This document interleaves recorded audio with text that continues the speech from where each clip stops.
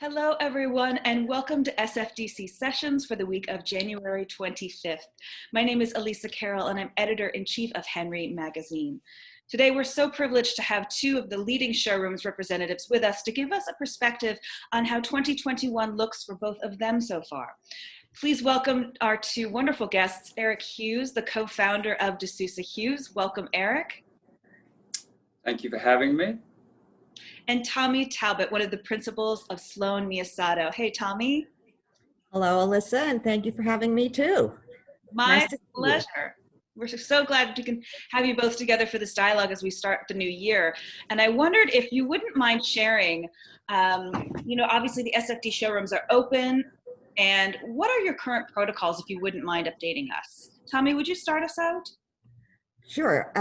Yes, the showrooms are open, fortunately. So as long as we follow the protocols for the 20% capacity, mask wearing and social distancing, we can be open. And, both Erik and I have showrooms that have a lot of space. So the social distancing is not an issue for us. For us, we do take appointments, but we also welcome walk-ins because the space is not a problem. Right, you both have such vast spaces, that's not really the issue at all. Terrific, that's great news. And Erik, how about you? Yeah, I mean, very much the same. And we are appointment only, but we're taking in walk-ins every day. In fact, I think 50% of everybody who's in our showroom is a walk-in, and we have plenty of space and the capacity to be able to, offer a high level of concierge service. So yes, and when we had our conversation last week with Chad Stark and Philip Jeffries, they noted that, obviously the designers that they're working with are busier than ever. They're working on second homes. People have obviously turned their attention to their immediate environment so intensely, and had really strong fourth quarter. So that was great news. And Erik, you had mentioned new product and new collections. Would you share what the climate feels like around that? Because I know some people felt there wasn't enough traction with their new collections, part of last year they weren't able to promote them as well. What's your feeling now? Yeah, I think everyone is very optimistic about getting new collections out. One of the things that we're going to be doing is spreading out the launch of these collections, because we just can't get to clients in the more traditional ways of road sales and everything that we would normally do when we launch new collections in the showroom. So we are going to be starting to do in-house showings, which we're going to start in February, where we can invite individual designers or a couple of people from their design firm to do presentations. And we'll be doing that throughout the year. And how about you, Tommy? You had shared you were really optimistic because new products were being introduced by many of your lines as well. Yes, I don't know if all my vendors are coming out with new collections, but certainly a lot of new items. I think, they got a creative burst of energy when they were at home and they couldn't concentrate just on their business end of their business. And one of the two things I'm kind of excited about is that we're going to represent a local client, a designer, and she's come out with a collection, Lane McNabb, and her whole concept is about sustainability, and besides the fact that she has beautiful furniture. And then the second kind of exciting thing as far as new introduction is one of our own, Ryan, who works for us, has come out with a wall covering line. So we're going to represent him, and we're just thrilled to be able to support him as a family and support Lane, who's our client. Oh, that's really wonderful that you're coming out of your own house, that you are giving him the space to do that and explore that. It's wonderful. And I've had a chance to speak with Lane as well, and she's lovely, right? And so committed to creating a sustainable product. Like, she's done all of her due diligence. Yes. And working with local craftspeople as well. So it's a really mindful, offering that she's put forth. It's wonderful. Yeah. Erik, how are you feeling about your local Bay Area and California makers that you work with? Have they continued to be able to produce, to thrive, and maybe not thrive in this period, but do well? Oh, they're sort of continuing to get amazing support from designers. And they're doing a lot of very rigorous work. I mean, we haven't seen too much of a slowdown for a lot of the more boutique makers, actually. I mean, they've performed remarkably well during this whole COVID period. As long as they've been able to stay open, they've been producing. Yeah. And so I think they've done very well. I agree with Erik that the local people are doing very well. And like he said, as long as there hasn't been some kind of a shutdown, I think the designers really like sourcing things locally. And I agree with you, Erik, that our local people have done really well. In fact, you know, it's just amazing how they rose to the challenge. Yeah. Well, I just think we just miss seeing them in person. I mean, yeah, it'd be nice to actually get everyone together and raise a glass. I know, the Zoom thing after a while gets old. Yeah. Well, I think we were all really, really concerned at the beginning of COVID of how it was going to impact particularly our local makers. And has it not exceeded our expectations? All of our design community members have been so supportive, and they've often turn to these local makers because there's a lower carbon footprint. They know them as part of their community, so they know that the product is going to be fulfilled. Mm-hmm. It's been really good for the heart and soul to see them working. Yeah. Yeah. Well, the other thing too that I've noticed with the local people is that even during the shutdowns, because their factories or, you know, studios are large, we've actually sent clients.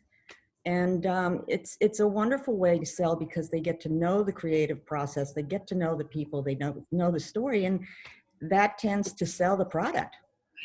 Yeah. Yeah, Erik, obviously you at Sousa Hughes have a legacy practice of cultivating local makers. And, you know, that's been one of the really amazing things to see. You said, Tommy, you know, obviously some of them have big showrooms if they're working in woodworking, you know, they have a vast studio so they can accommodate guests, right, Erik? Mm-hmm. Or, you know, if they're individual artisans, then they're just working alone and are able to produce. So that's been really great news. Yeah. Well, I think they've all been very creative. I mean, we're starting to do, you know, we're going to start doing programs where designers can tour their studios. I mean, virtually if they can't get there personally. So I think that's going to be really helpful and get a little insight in their process. Yes. So I think people really do want to understand how the makers are faring, but really all the concerns that people had in the early days about local makers and their survival really is become a non-issue. Yeah. And we're just, you know, everyone's keeping up with their demand. And there's just been a lot of custom requests working on very specialized projects, and they've been very much involved in that. I think it's a very productive time right now for a lot of designers. And we appreciate their support. And when you say productive, do you mean makers having some time to really think and reflect and get creative with their own, you know, with their own? I think they've had some opportunities to get involved into some very custom type projects, which, you know, where there's a lot of time to think about what the process is. And, you know, I think with designers working from home, they're probably working with, you know, less companies now than they normally would do. And they're really looking at what they can source locally. Yeah. So as Tommy mentioned before, that, you know, logistically, they don't have to travel as far to get these goods. Yeah. So that's been very encouraging. And Tommy, to your point, right, and this has been obviously my experience as well, like once you can actually go to the studio and see the beauty and the depth of these practices, right, you have so much more of a connection and appreciation. Yes, absolutely. Yeah. And it's been really encouraging from our point of view too, and we covered this in a story in the last issue, that demand is now coming from the client, right? Like the client is asking the designer for makers with interesting stories. They want to know what their history is. And they also go on the tours. That's great. And Tommy, you also shared something wonderful, which is you're going to be adding to your site, I think a section about California. Yes, we are going to have, I think, California makers. We're hoping to launch our website within a week. Oh, you've got a new website. We got a new website. So we're hoping to have a category of California makers. You know, we want to support our local people. Not that we don't want to support the people who are not in California, but we want to emphasize and we have quite a few. So.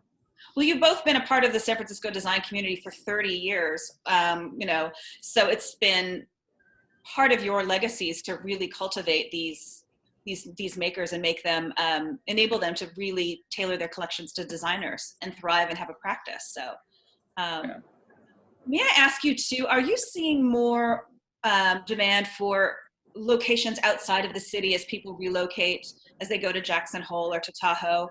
Are you able to track that at all? We've always been busy with projects throughout the Bay Area. Right. It's never been just limited to one area.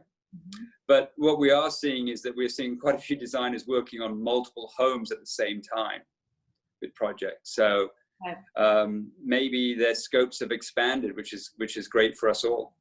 Yes, absolutely. Tommy, how about for you?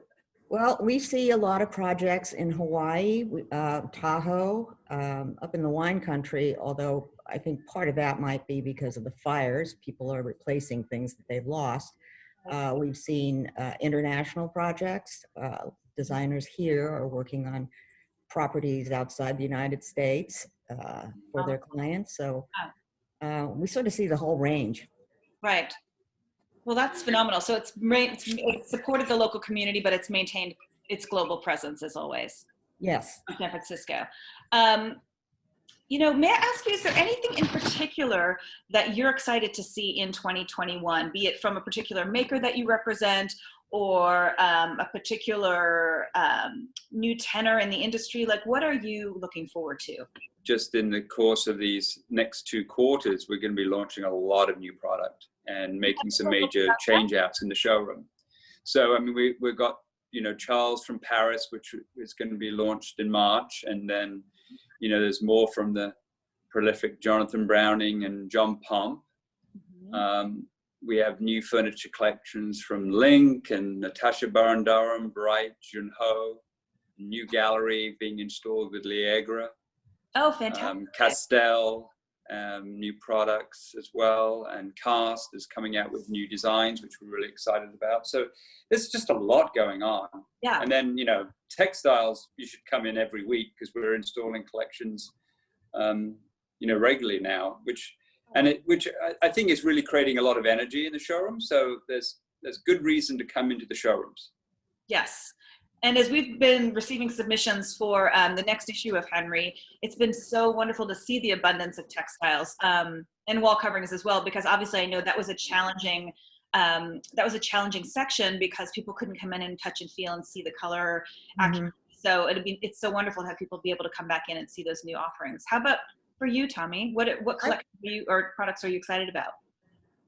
Well, I'm excited about all our vendors, as I said, coming out with new items, several of them with new collections, and we'll also be rolling them out in stages. I wondered if there's anything that you've seen emerge, whether it might be, I know this is a difficult question to answer, but that might be in terms of color or a particular finish that you're seeing a movement towards. I've seen a lot more color in collections and more pattern coming back in a lot of collections, right, which is interesting, especially from some of our smaller makers. I mean, I just was looking at the new Christopher cloth, and it's incredibly joyful as a collection to look at.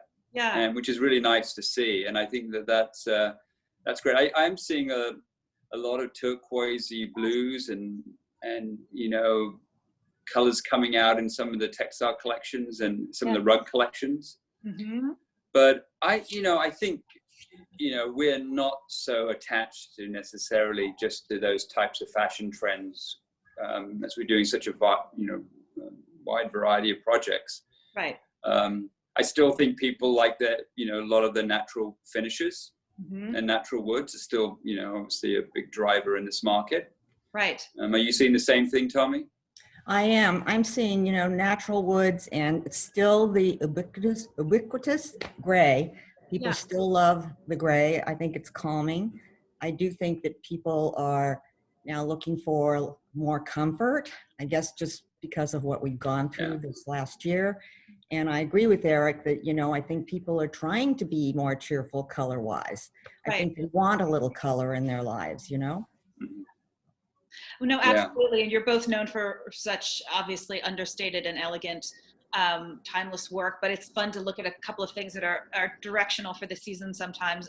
We're definitely seeing a lot of that sort of evergreen turquoise, often paired with like an apricot or a clay.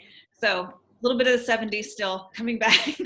Yeah. Well, you both are so kind to share your time with us. I know that you're incredibly busy in this early part of the year, so we're so grateful. Thank you so much, Erik, and thank you so much, Tom. You're welcome. Always Thanks great for having us. And Yes, thank you for having us. our pleasure. We'll hopefully see you soon.